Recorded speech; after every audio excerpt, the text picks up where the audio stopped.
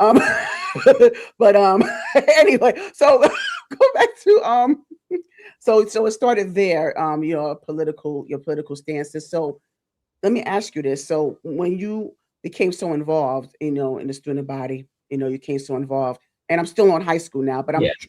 I'm gonna jump just real quick. I'm gonna jump into how did that how did you feel compelled to dig deeper into politics itself? Like what made you decide to want to do politics overall? Was it from that experience, or was just your overall interest in the political climate? Um, okay, I'm gonna try to sum this up without ranting, but Okay. while I was living in Italy, the last year that we were there, Slobodan Milosevic used to be like the prime minister Mm, of Yugoslavia, and he decided to invade Kosovo, and take over. The United States jumps in, NATO jumps in, we're bombing Yugoslavia, and you're doing all these different things. And Yugoslavia is across the Adriatic Sea from Italy. So we're just right across the water from all that. And so then there ended up being this large influx of people who were seeking, just safety because their country was being bombed, coming into northern Italy, which is the segment of Italy that we lived in Vicenza, in the Veneto region. And so I just remember going to school, and abruptly out of nowhere, our school buses needed to be bomb sniffed every day and police escorted to the base. mm, And sometimes when we become to school, there were protesters outside the base, like, F you Americans, death to all. And so I'm like, what's going on? Because, if you're a child that's been presented a certain thing about the country you live in, I'm thinking we're the greatest country in the world and we're saving the people. Why do they hate us so much? And ever since that day, I just wow. always started questioning everything. And so by the time we ended up back in America, I remember following the 2000 presidential election. I didn't know a whole lot about what was happening, but I just remember, and this is a silly reason, Al Gore was on MTV at one point. So I was like, well, I'm going to vote for that guy because he knows who Britney Spears is. And so if I could vote, I'm voting for him. And so I remember following and watching and the case with Florida and the Chad and the this and the that, and remembering that, okay, something ain't right about this election. And it seems like George might have stolen this thing or something ain't right. And ever since then, I was always just locked in politically. And then coming into my senior year was Hurricane Katrina. And Mm, so this is where that cultural disconnect kicked in. yes. The hurricane was the week before we started school. And so as we started school my senior year, we're talking about it in history class. And I just noticed that so many, especially the white students, just kept talking about, why didn't they get out? And they should have did this. And this is actually good for them because, they can start over. And, they were living in these kind of neighborhoods that weren't good anyway. And at that point in time, some of the people who had been displaced in New Orleans were actually being sent to our area because there was space at the military base for temporary housing. And so hearing the conversations of how some of the residents were being very skittish about folks that were coming, like, oh, I don't know if we want them here. We need to put up a gate and a fence to keep them kind of trapped in. All of that is just setting off light bulbs. Yes. And I Yes. just never saw the Yes. world the same way again. And so that actually inspired me initially in college to be a political science major because I'm like, I'm going to save the Okay. world. Mhm. So that's Okay. how it started. Good. Yeah, it makes sense. Okay, political science. I'm gonna get back to that because, like I said, we're still gonna go. Yeah. We're gonna reel it back to high school and college, but I just want to kind of stick to the political Mhm. aspect of So just I'm gonna just stick Yeah. to that No right problem. now. Yeah. Yeah. So now, given the climate that we're in right now, how did this come about? You connecting Oh with this Lord. lady? Yeah. I'm like, what is this? Oh no, this is yeah. So when I worked with the kids, this is actually oh god, this was a month before I stepped down from my position working with the kids because I had been at the center for 11 years. Working at my center, we had a much smaller center. We were always under the radar. But when you put in the time and the effort and the love and the heart, your center starts to thrive. And at that point in time, my center was thriving like nobody's business, where we're getting all these national accolades. In this actual picture, at the time, we were the #1 center within the organization in the country out of Nice, 1,400 sites. nice. And so a lot of times, because we were also in DC Metro, you get a lot of opportunities. There's always celebrities in town. There's always some political figure. Barack Obama was getting ready to promote his series on Netflix about, he had done a docu-series about like Mother Nature and stuff and the national parks. And they needed a few kids and some centers represented. And they didn't tell us it was going to be Barack Obama. So, like, who wants Wow. to sign up? Because it's me Can you and imagine if you knew? and I got an attitude because I'm like, here they go. They always want to try. Okay, well, I'll do it. Sure. And then like, well, we do have a special guest, and they still didn't tell us. And so but it's very serious. And so, okay, sure, we'll do this. I'll go, because we've been to every event with a special guest. Sometimes you have a really great special guest. It's Denzel Washington. And then other times, Right. you know, like one time I remember we had Phil Chenier, who he was a great basketball player in the 70s for the Bullets. That's great for my parents, but for the kids, they don't know who that is. So Right. because they've heard, Mr. Michael, you said there was going to be an NBA player. He is, but Oh, he doesn't. They don't know. Like, who is that? We don't know. 65. So They don't know him. Yeah. Same LeBron. And so anyway, and much love to him. He was a great person to work with too. But then I finally get the notification the night before that it's Barack Obama. I was like, oh my God, and I'm about to pass out. And so I remember I could only take 7 kids, and I had to, in that quick turnaround, I had to, you know, call the parents, tell them like, you have to swear to secrecy because I can only take 7 kids. And the minute it gets out that they're meeting this guy, yes. So, you know, but they're asking to give me, you know, information for the background checks. And then this is actually at Great Falls Park. So we had to be there like 6 a.m. Because Secret Service has to do their thing. And then they have to clear the perimeter, make sure there's no crazy person that's going to jump out and try to, you know, do anything crazy. And then we were actually filming for the Today Show in this picture. So my kids were doing a scavenger hunt with Barack Obama. And there was another group of kids that were doing a scavenger hunt with Al Roker. And it was Al Roker and Barack Obama having a competition to see who could complete the scavenger hunt first. And so that's what this is. Yeah, that I always say that was my parting gift to the kids before I transitioned out. But that was a really cool day. And Barack Obama actually was very approachable. I figured, okay, it's going to be you get 1 foot near him and Secret Service jumps in. But no, once they cleared the perimeter, the kids had free reign to him. Like they were trying to climb on his back and high five. I was like, hey, on TV. Like, right. You act like y'all got some it down. So yeah, and he got the kids got to hang with him for a good hour, which is really cool. That's amazing.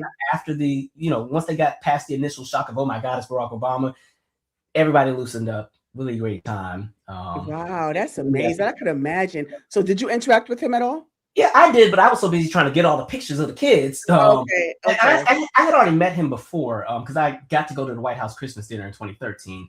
Or really, I met Michelle. I kind of saw him in passing. But so I kind of already gotten my Barack Obama whiff. Plus, I live in D.C., so sometimes you'll be on the sidewalk in the motorcade we drive past, or you end up at the same concert because he and Michelle go to a lot of concerts. So there's been a few concerts where they've been at the same show. So, yeah. Okay, that is amazing. Thank you so much for sharing that experience. Is anything else you want to share about this experience before I'll bring us back up? Oh, the only thing was once the parents found out that their kids didn't go, I got cussed out and so. Oh Lord! Oh my! I can only take 7 kids, y'all. So, why they mad at you? I mean, yeah, and really the kids that I chose were ones who were active, and again, my teenagers were really mad at me, but I was like, my teens at that point, because at this point I had been there 11 years, my teens had done everything. I was like, these little kids, they need that moment. They need that. They do. They do. You know, so they understood, but we moved on. Everybody was fine. So yeah, I know, but I thank you so much for sharing that. Again. I do appreciate that. And so I want to ask you also, just given that experience, and you were part of that campaign when you was running at that time. So I just want to get your honest feedback about this, because there's been so much of mixed reviews about his presidency and how he ran the free world. So there has been some controversy behind it. There's been some divisiveness when it came to how they felt like he didn't do enough for Black people, even though he's a president for all of us. But I just want to get your honest opinion about how did you view Barack Obama as president? Yeah, so I think the challenge that exists is for somebody like a Barack Obama, because he also was the first, there's that element of symbolism that's there. And I think sometimes we get lost in symbolism. And Barack Obama, I think, is a person that many of us, in addition to him just being the president, people became a fan of. And I think when you start holding politicians into that realm where you become a fan and not understanding that they work for us, then you're let down when everything doesn't align the way that it's supposed to go. If I had any critiques for Barack Obama, the main one would have been sometimes the foreign policy I didn't agree with. I was never one that agreed with like the drone strikes in Syria at all. and in that aspect. But I will say, when we're talking about here, stateside, if you're looking at the cabinet that he had, if you're looking at a lot of what was accomplished, he had one of the best cabinets of any president in modern history, and he was able to get a lot done. Now, if we're having the conversation of, well, what about the Black community as a collective?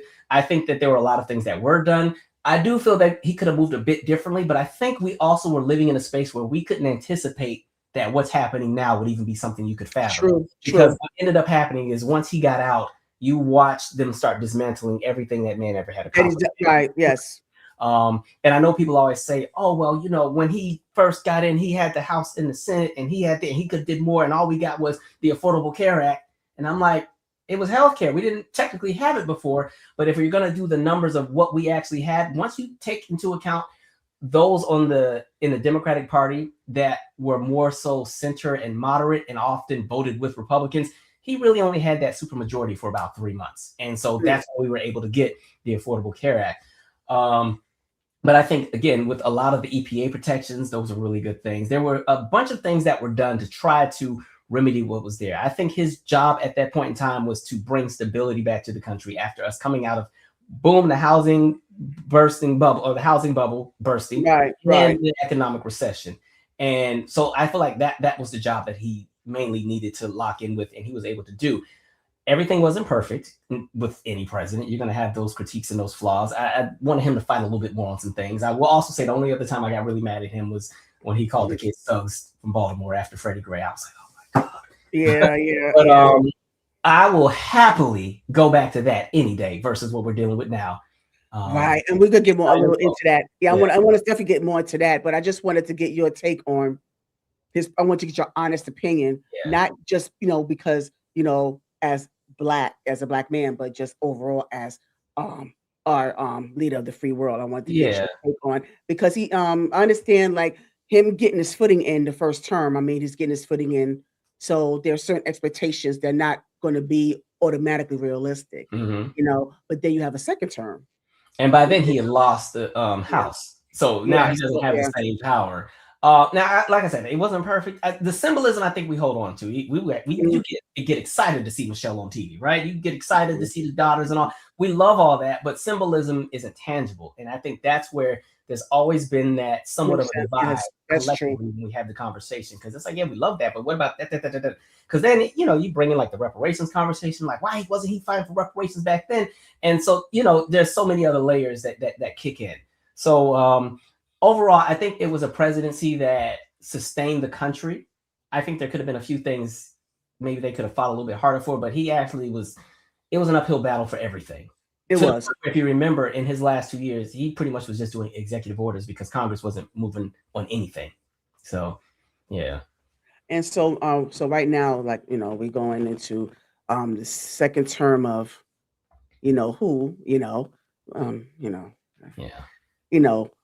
I'll say rump without the T, because we kind of remember. But however, comma, and I know that I'm gonna have an unpopular opinion. I'm going to get some backlash, but there are some areas in that our current president has done that is. I'm trying. I'm trying, Calvin. I'm trying. I feel like there's certain things that were executed for our benefit. Well, maybe it hasn't been executed in the way that it should have been, as far as how the immigration has come, because the migration has been overwhelming, especially in New York, where I'm from. It's been overwhelming because you have all these people coming in who we don't know who they are, what their background is. You could be among child molesters, you could be among criminals that we don't know about, and they're getting certain benefits that are reaping, as they're migrating into this country, that we are not able to get access to as citizens. So it's just